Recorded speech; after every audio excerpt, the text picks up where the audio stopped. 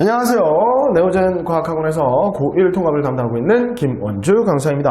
2024년 2학기 기말 세원고 통합과학 내신 분석 리포트 시작해보도록 하겠습니다.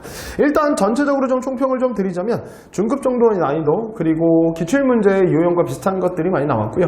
그리고 전체적으로 보면 지엽적인 문제들도 좀 있었기 때문에 꼼꼼하게 학교 수업에 대한 내용들 이런 것들 정리해야 되겠고, 그 다음에 이 지역에 돌아다니는 기출문제, 모의고사 문제 이런 것들도 다 여러분이 푸실 수 있도록 연습을 좀 해야 되겠다라는 생각이 들고요.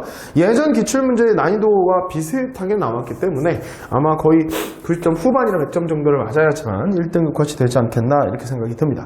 생명마트 영역은 자료 활용하는 문제 그리고 내신 지역 기출 문제들이 주로 많이 출제가 되었고, 물리 파트 문제는 계산 문제가 좀 평이하게 출제되었기 때문에 다른 영역들에 비해서 조금 평이하다라고 생각이 들고요.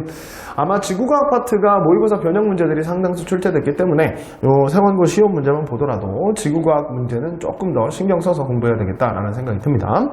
대표 문항 분석을 해보면서 하나하나 문제 보도록 하겠습니다.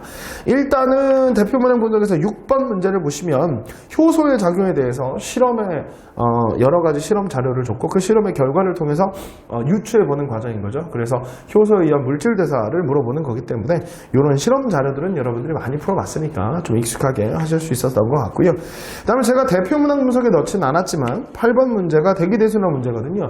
이것도 모의고사 자료를 활용했기 때문에 여러분들이 꼼꼼하게 보지 않으셨으면 틀릴 수 있을 법한 문제니까 다시 한번 꼼꼼히 봐주셨으면 좋겠고, 10번 문제 같은 경우는 엘니뇨 라니냐 문제 영락 없이 모의고사 기출 문제를 냈고요. 표층 수온의 변화를 통해서 엘니뇨 라니냐를 골라내는 문제 또는 평상시를 골라내는 문제이기 때문에 반드시 비교에 대한 문제들 자료 해석 문제가 나오니까 꼼꼼하게 고2나 고3 모의고사 레벨까지도 자료 분석은 할 수 있어야 된다 이렇게 생각이 듭니다. 꼼꼼한 정리 필요할 것 같고요.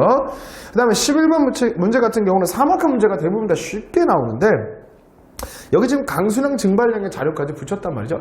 원래 강수량 증발량은 중학교 때 배우고 고등학교 1학년 통합과에서는 안 나오고, 그 다음에 모의고사 문제 그 고2 올라가서 지구과학 1에 나오기 때문에 아마 생소했을 수도 있겠습니다. 근데 상식적으로 생각해 보면 증발량이 많을수록 사막화가 잘 되지 않겠습니까? 이제 그런 것들을 여러분들이 좀 유념해서 사막화를 공부했다면 충분히 풀 수 있었던 문제였던 것 같고요.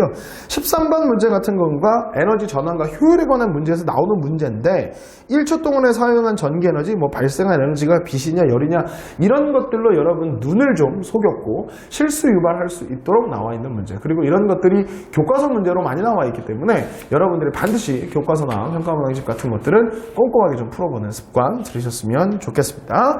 그 다음에 15번 문제 같은 경우는 이게 전자기 유도 문제인데 전자기 유도의 예에 대한 얘기들이 나와 있고요.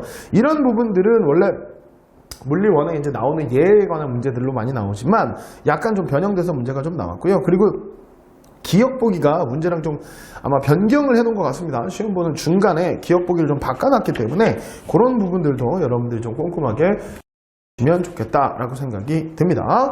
대표 문항 분석에 넣지는 않았지만 17번 같은 문제가 여러 가지 발전 방식에 따라서 특장점 물어보는 문제, 이런 스타일 문제도 많이 나오기 때문에 여러분들이 꼼꼼한 개념 암기가 필요하다라는 생각이 들고요.